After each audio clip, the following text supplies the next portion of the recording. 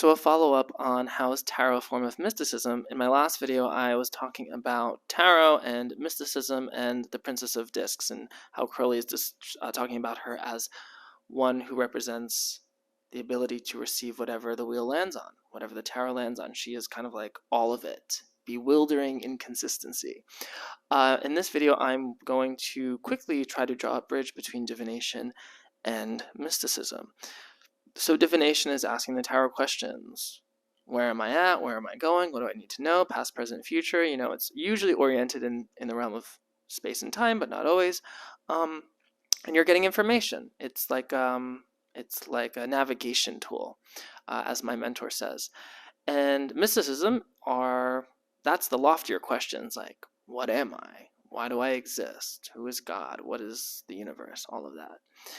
But they're really related, because what we're doing is we're trying to look at a bigger picture. In divination, we're trying to look at a bigger picture of our life, our circumstances, things we don't know.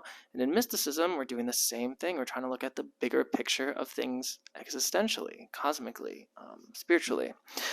So they are so related, and I'm going to quote the Book of Thoth again to prove this. So Crowley says, he's talking about on page 37, he likes to talk about analysis and synthesis. And the idea here is when we analyze, we separate things to look at them in more detail, more HD, we kind of zoom in, and then we synthesize, we bring it all back together into the whole, into the oneness, or rather the noneness that is the universe.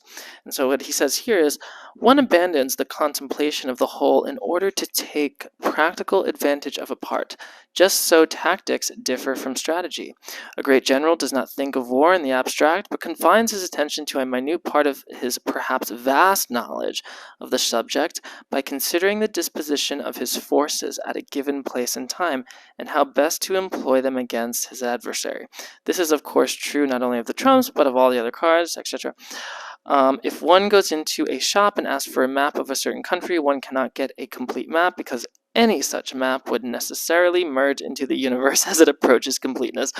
So what he's talking about is it's like you don't use all of your knowledge in reading. You focus your knowledge on what, the reading itself. It's kind of like art. You know how art, the beauty of art is in its limitation. Its limitation in art is what makes it beautiful. Limitation and organizing principles are what make the art so good.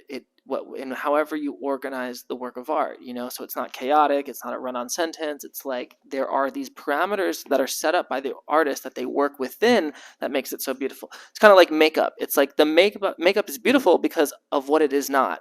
The shape exists because of what it is not. It's very Saturnian.